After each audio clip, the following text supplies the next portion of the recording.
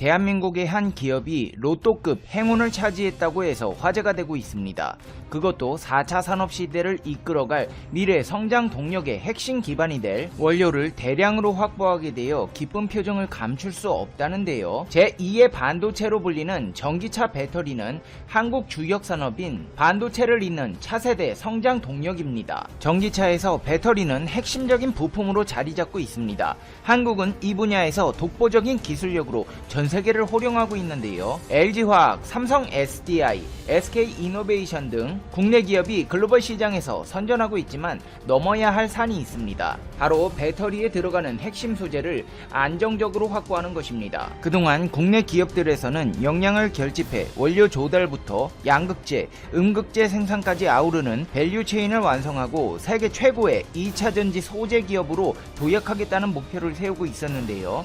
이러던 차에 믿을 수 없는 소식이 들려왔습니다. 2018년에 2억 8천만 달러, 약 3,120억 원을 주고 매입한 아르헨티나의 소금평원 옴브레 무에르토 호수에 전기차 약 3억 7천만 대 분량의 리튬 1,350만 톤이 묻혀있던 것으로 드러났습니다. 포스코는 2018년 개발권을 확보한 아르헨티나 옴브레 무에르토 소금호수의 리튬 매장량을 국제 컨설팅 업체를 통해 분석한 결과 당시 추산한 220만 톤의 약 6배인 1,350만 톤으로 최종 확인됐다고 발표했습니다. 전기차 약 3억 7천만 대 생산에 필요한 양입니다. 이는 당초 예상 매장량인 220만 톤보다 6배 이상 증가한 것으로 세계 최대 규모입니다. 큰 기대를 걸지 않았던 소금평원 호수의 리튬 발견으로 대한민국은 벼랑간 세계 최대의 리튬 보유국이 되어버린 상황입니다. 이 염호 확보로 인해 포스코는 세계 최초로 2차전지 소재 일괄 공급 체계를 갖추게 되었습니다. 한마디로 기업 하나에서 원자재 조달부터 생산 판매까지 모두 다 맡아 한다는 것입니다. 더군다나 소금광산 호수에 매장된 리튬의 평균 농도는 921 마그네슘으로 확인되었습니다. 포스코는 전세계 염호수 중 리튬 매장량과 농도 모두 최고 수준이라고 밝혔습니다. 리튬 농도는 염수 1리터에 녹아있는 리튬 함량을 나타내는 지표로 농도가 높을수록 적은 염수에서 많은 리튬을 추출할 수 있습니다. 상황이 이렇게 되자 포스코 측에서는 제2의 반도체로 급부상하고 있는 2차전지의 핵심 소재 공급 능력 확대와 안정적인 원료 확보에 그룹 역량을 쏟아붓기로 했습니다. 2차전지의 원료 조달과 소재 생산 부문에서 2030년까지 연간 23조 원의 매출을 올려 현재 30조 원 규모인 포스코의 매출에 버금가는 사업으로 키우겠다는 것입니다. 산업 환경 변화에 발맞춰 철뿐만 아니라 다양한 핵심 소재를 공급해 미래 산업을 지원하고 성장 동력으로 삼아 차별화된 경쟁력으로 2차전지 소재를 세계 최고 수준의 사업으로 육성하겠다는 목표인데요. 실제로 포스코는 전세계에서 유일하게 리튬, 니켈, 흑연 등 2차전지의 원료부터 양극재와 음극재까지 2차전지 소재 일괄 공급 체계를 갖추고 있습니다. 2차전지 소재는 미래 먹거리 사업으로 소재 생산 능력을 급속히 키우고 있습니다. 리튬뿐 아니라 니켈도 생산하는데 포스코는 철강 생산 공정에서 활용해온 쇳물 생산과 불순물 제거 기술 역량을 기반으로 친환경 고순도 니켈 재련 공정에 대한 투자를 확대하기로 했습니다. 폐배터리로부터 니켈, 리튬, 코발트 등을 추출하는 친환경 배터리 재활용 사업에도 진출합니다. 여기에 더해 음극재 원료인 흑연의 수급 다변화를 위해 아프리카, 호주 등 흑연 광산 확보에 나서기로 했는데요. 흑연 음극재는 양극재에서 방출된 리튬 이온을 저장 방출하면서 전기를 생성하는 역할을 합니다. 현재 흑연 공급을 전량 중국에 의존하고 있지만 장기적으로 중국산 원료 의존도를 50% 이하로 낮출 방침입니다. 전고 채전지 소재도 개발하기로 했는데요. 전고 채전지는 에너지 밀도가 높아 전기차의 주행거리를 획기적으로 높이고 충전시간은 줄여줄 것으로 기대되고 있습니다. 이를 위해 포스코에서는 지난달 1조 원 규모의 유상 증자를 통해 투자를 위한 실탄을 확보했습니다. 포스코 케미칼이 목표대로 10년 뒤 배터리 소재에서 연매출 23조 원을 달성하면 배터리 소재 사업은 철강 사업과 함께 그룹 양대 핵심 축으로 부상합니다. 포스코는 그야말로 횡재를 한 것입니다. 최근 들어 2차 전지 원자재인 리튬이 하얀 석유로 불리며 수요가 치솟고 있기 때문입니다. 리튬은 전기차 배터리뿐 아니라 스마트폰, 노트북 등에서도 급성장세인 산업의 핵심 원자재입니다. 최근엔 세계 각국이 탄소 배출량 감축 정책을 도입해 주목받으면서 몸값이 더 높아졌습니다. 최근 리튬 수요는 전례 없는 수준으로 늘었으며 배터리 분야에서는 사실상 대체제가 없습니다. 알칼리 배터리, 니켈 카드뮴 배터리 등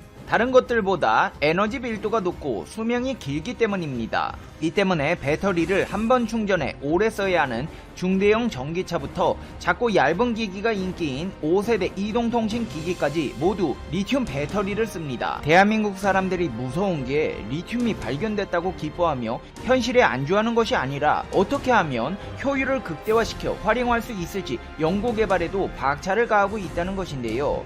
이런 상황에서 다시 한번 희소식이 들려왔습니다. 한국과학기술원 카이스트 연구진이 수십 초 만에 충전 가능한 하이브리드 리튬 이온 전지를 개발한 것입니다. 현재 널리 쓰이는 리튬 이온 전지는 에너지 밀도가 크지만 큰 부피와 긴 충전 시간 등 단점이 있었습니다. 하이브리드 전지는 배터리용 음극의 높은 저장 용량과 축전기용 양극의 빠른 이온 충방전의 장점이 모두 있어 차량용 리튬 이온 배터리를 대체할 차세대 에너지 저장 소자로 주목받고 있습니다. 카이스트 신소재공학 연구팀은 다공성 구조의 전도성 탄소 구조체를 기반으로 고용량 음극재와 양극재를 만들어 고에너지 고출력 하이브리드 리튬 전자전지를 개발했다고 밝혔습니다. 기존 리튬 이온 전지 수준의 에너지 밀도와 출력을 보이고 구동 전압 범위도 넓습니다. 해양 전지 모듈로 수십 초 내에 급속 충전도 가능합니다. 또 있습니다. 고려대 연구진에서 리튬 이온 전지보다 에너지 저장 용량이 5배 이상 높은 리튬 산소 전지의 내구성을 높일 수 있는 기술을 개발한 것입니다. 핵심은 전지 내에서 생기는 활성탄소 제거 기술인데요. 연구진은 고체형 활성탄소 정화제를 합성하고 이를 적용해 전극 또는 전해질의 분해를 막았습니다. 리튬 산소 전지는 반응 중 생기는 활성산소가 지속적인 충방전을 방해하는 부산물을 만들어내는 것이 문제였는데요. 연구진이 개발한 고체형 유기게르마늄을 이용해 전지 성능을 떨어뜨리는 활성산소를 잡아내 정화합니다. 기존에도 황산화 물질로 활성산소를 양극에서 빠르게 포획하려는 시도는 있었지만 활성산소가 많이 발생할 때에는 부산물 생성 반응을 방지할 수 없었습니다. 또 용해성 물질로 음극까지 도달해 부식을 일으켰습니다. 이를 방지하고자 연구진은 탄속의 양극 표면에 활성산소를 정화할 수 있는 불용성의 유기게르마늄을 나노선 모양으로 합성했습니다. 활성산소와 접촉 면적을 넓혀 정화 성능을 끌어올리기 위한 것입니다. 이로써 전해질로 확산되는 활성산소를 잡아내 반응성 낮은 안정된 물질로 빠르게 전환함으로써 활성산소가 일으킬 수 있는 각종 부산물 생성 반응을 방지하도록 했습니다. 이런 연구 성과들은 국제적으로 명성이 높은 과학 잡지들에 보도되면서 세계 이목을 집중시키고 있는데요. 고려대 연구 결과는 재료 분야 국제학술지 ACS 나노에 게재됐고 카이스트의 연구 성과를 담은 논문은 국제학술지 어드밴스드 에너지 머티리얼스 표지 논문으로 실렸습니다. 국제학술지에 실리는 것은 연구팀뿐만이 아닙니다. 대한민국 현직 해군 장교가 작성한 학술 논문이 군 최초로 에너지 분야 세계 최고 권위를 자랑하는 어드밴스드 에너지 머티리얼스에 등재됐는데요. 화제의 주인공은 전영민 소령입니다. 그는 연세대 위탁교육 석사과정 재학 중 해당 논문의 제1저자로 참여했습니다. 전소령 또한 현재 상용화된 액체 전해질 기반의 리튬 배터리가 가진 안전성 문제를 해결하기 위해 고체 상태 전해질을 적용한 고체 리튬 배터리에 관한 내용을 담고 있습니다. 배터리에 액체 대신 고체 전해질을 적용하면 폭발이나 화재로부터 위험성이 현저하게 줄어들 수 있어 안정성과 신뢰성이 대폭 향상됩니다. 전소령의 논문은 유기 고분자와 친환경 소재인 점토를 접목시킨 고체 전해질을 개발한 것으로 리튬이온의 전달률과 전도도를 향상시켜 배터리 성능을 획기적으로 증가시켰습니다. 이에 대해 해군 측에서도 입장을 표명했는데요. 리튬 배터리는 4차 산업 스마트 네이비 구현을 목표로 하고 있는 해군의 다양한 미래 무기 체제에 도입될 핵심 에너지원이라면서 이번 논문은 미래 해군의 무기 체계 발전과 운용, 지속적인 관리 측면에서 지대한 연구 성과를 거둘 것으로 평가된다고 밝혔습니다. 이제 페페TV의 결론입니다. Conclusion. 페페TV. 한국을 두고 역사 왜곡을 하는 국가는 일본만 있는 것이 아닙니다. 중국도 마찬가지인데요. 더 큰 문제는 중국의 역사 왜곡이 다른 나라들에게까지 사실인 양 통용되고 있다는 것입니다. 특히나 미국의 대학 입시 시험 SAT와 과목별 시험 AP 교재를 살펴보면 한반도가 과거 대부분의 시기 동안 중국의 영토였다고 표기되어 있습니다. 미국 주요 교과서 출판사인 배런스가 출간한 SAT 세계사 교재를 보면 700년대 중국 당나라 영토에 신라가 포함되어 있습니다. 그러면서 한국은 중국의 피보호국이었다고 적혀 있습니다. 뿐만 아니라 중국 명나라 영토가 압록강이 아닌 청천강 유역까지 내려와 있는가 하면 청나라 때는 아예 한반도 전체가 청나라 영토로 포함되었습니다. 다른 교과서도 마찬가지입니다. 더 프리스턴 리뷰에도 한국은 당의 속국이었다고 표현되어 있습니다. 한국이 당나라 때 중국의 속국이 되었고 일본과 강화도 조약을 맺은 1876년에 중국으로부터 독립을 했다는 건데요. 이 교과서의 내용에 따르면 한국은 고대와 중세 내내 중국의 속국이었고 그러다가 일본 식민지를 겪었다는 이야기가 됩니다. 중국과 일본의 피지배를 받던 한국은 역사가 100년밖에 안 된다는 것인데 이렇게 왜곡된 역사가 교재에 자리 잡은 건 중국과 일본의 역사 왜곡에 기반한 것이란 지적이 나오고 있습니다. 중국의 민족주의는 코로나 시대를 맞아 그 기세를 더하고 있는데요. 영토 문제를 넘어 역사까지 자신들의 구미에 맞게 바꾸는 작업이 진행 중에 있습니다. 중국에서는 최근 중화문명 홍보 공정이라는 거대한 프로젝트를 진행하고 있는데요. 중국 역사의 우월성을 부각하고 그 역사 속에 한국의 역사가 속국화되어 있다라는 인식을 전 세계에 각인시키고 있습니다. 체계화된 방역 시스템과 시민의식으로 전 세계를 이끌어가는 리더 국가로 발돋움하고 있는 한국이 중국의 지배를 받았다는 인식을 얻는다면 중국의 위상이 한층 더 올라갈 것이라는 계산에서 기인한 행위들로 분석되고 있습니다. 실제로 SAT와 AP 교재는 미국에 있는 대학을 가려는 전 세계 중고등학생들이 봅니다. 한류 열풍으로 한창 한국에 대한 관심이 높아진 전 세계 청소년들에게 한국이 중국의 속국이었다는 엉터리 역사를 가르치고 있는 겁니다. 놀라기엔 아직 이릅니다. 중국에서는 안중근 의사가 조선족 출신이라는 말도 안 되는 주장을 중국 대표 인터넷 포털에 버젓이 올려놨는데요. 바이두가 운영하는 바이두백과에는 한국의 대표적 독립운동가 안중근 의사가 조선족이라고 표기되어 있습니다. 뿐만 아니라 백범 김구 선생, 의거 당시 중국인들이 크게 칭송한 윤봉길 의사도 모두 조선족이고 아름다운 우리말 시를 남긴 저항시인 윤동주는 아예 국적까지 중국으로 표기되어 있습니다. 당시 독립운동가들이 일제 만행을 알리기 위해 만주, 상해, 지린성 일대에서 거주하거나 활동했는데 이 사실을 교묘히 이용해 국적과 출신을 중국으로 바꿔버리고 있는 것입니다. 세계 유명 사전들에서조차 대한민국의 역사는 왜곡되어 있습니다. 아메리칸 헤리티지 영어 사전에는 한국사의 시작이 기원전 12세기로 소개하고 있으며 영국의 옥스포드 영어 사전에는 한국 최초의 국가가 기원전 1세기이다. 7세기의 신라가 통일하고 1910년 일본의 식민지가 되기 전까지 조선 왕조가 지배했다고 소개하고 있습니다. 이는 한국 역사에서 고조선을 누락해 한국사를 2000년으로 왜곡하고 있는 것입니다. 폴린 딕셔너리 사전에는 한국을 검색하면 일본이 1876년 조선과 무역을 시작할 때까지 한국은 중국의 속국이었으며 한국은 1895년에 독립을 얻었고 1910년에 일본에 합병되었다고 소개하고 있습니다. 한국을 두고 벌어지는 역사 왜곡들은 하루 이틀 일이 아닙니다. 이런 무지함들이 정말 심각한 이유는 한국에 호감을 갖고 찾는 사람들에게까지 그릇된 정보를 제공하고 있다는 것인데요. 지난 2015년 한국여행협회가 조사해 발표한 여행 가이드들의 엉터리 설명들을 살펴보자면 경복궁의 박석을 울퉁불퉁하게 만든 것은 중국 사신이 지나갈 때 조선 신하들이 고개를 들지 못하도록 하기 위한 것이다.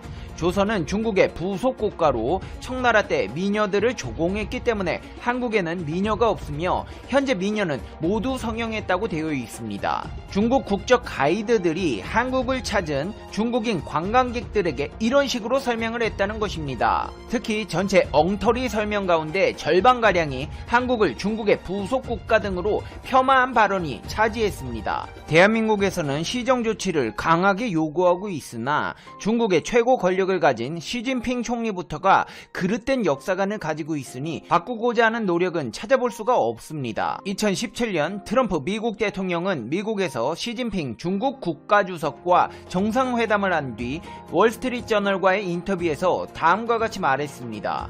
시진핑 주석은 중국과 한국의 역사 이야기를 꺼냈습니다. 북한이 아니라 전체 한국말입니다. 아시다시피 수천 년에 걸친 이야기였고 많은 전쟁에 대한 것들이었습니다. 그리고 한국은 실제로 중국의 일부였습니다. 나는 문제가 쉽지 않다는 걸 깨달았습니다. 그들이 엄청난 영향력을 갖고 있음을 강하게 느꼈습니다. 시진핑이 트럼프에게 중국과 한국의 역사에 대해 설명했고 그 와중에 한국은 중국의 일부였다는 말을 했다는 것입니다. 한국이 북한을 뜻하는지 한반도 전체를 뜻하는지 알 길이 없고 왜 저런 얘기가 굳이 미중 정상회담에서 언급됐는지 맥락 역시 알 수 없지만 확실한 것은 트럼프가 한국은 중국의 일부였다는 말을 시진핑에게서 들었다고 말한 것입니다. 당시 이 말을 들은 우리 외교부는 당연히 즉각 반발했습니다. 지난 수천 년간 한중관계 역사에 있어 한국이 중국의 일부가 아니었다는 점은 국제사회가 인정하는 명백한 역사적 사실이며 어느 누구도 부인할 수 없다.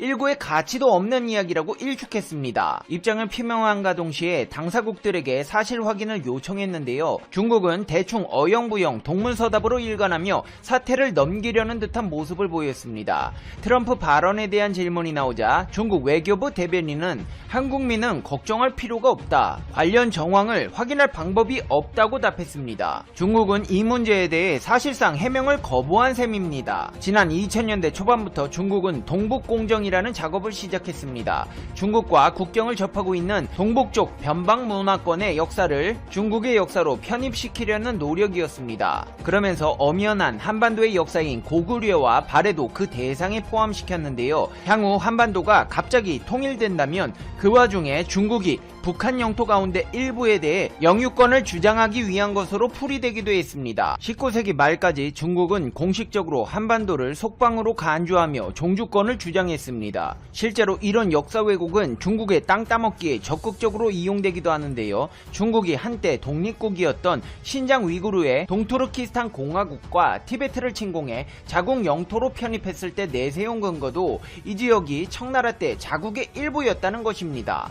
역사 왜곡은 그대로 영유권 분쟁으로 이어지고는 합니다. 21세기 해양 실크로드 건설이라는 미명하에 추진 중인 1대1로 사업은 개발도상국의 인프라 건설을 지원하는 형태로 과거 중국이 조공국에 행하던 모습과 닮아 있습니다. 이를 통해 자국 중심으로 세계 질서를 재편하려는 것은 중화 패권주의 부활이라는 의심을 사기에 충분합니다. 일본의 독도 영유권 주장에 밀려 주목받지 못하고 있지만 중국은 공식적으로 한국의 이오도를 수엔자오라고 부르며 자국의 배타적 경제 수역 내에 있는 영토라고 주장해왔고 관영 언론을 통해 한국 측 해양과학기지에 대해 도서에 침략 점거라는 표현을 써왔습니다. 특히 2010년대 들어 이오도 해역에 중국 선박과 항공기 출현이 늘면서 분쟁의 조짐도 커지고 있습니다. 군 당국의 자료에 따르면 매년 중국 군용기의 한국 방공식별구역 무단 진입은 적게는 수십 차례에서 많게는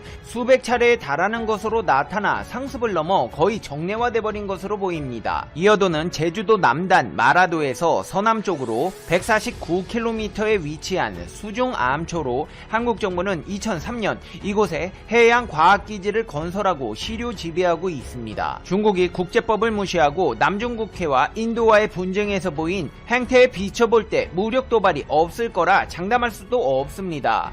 한국은 독도 문제에 대해선 촉각을 곤두세우고 철저히 대응하고 있지만 이어도 문제에 대해선 국민들의 관심이 독도에 비해 현저히 떨어집니다.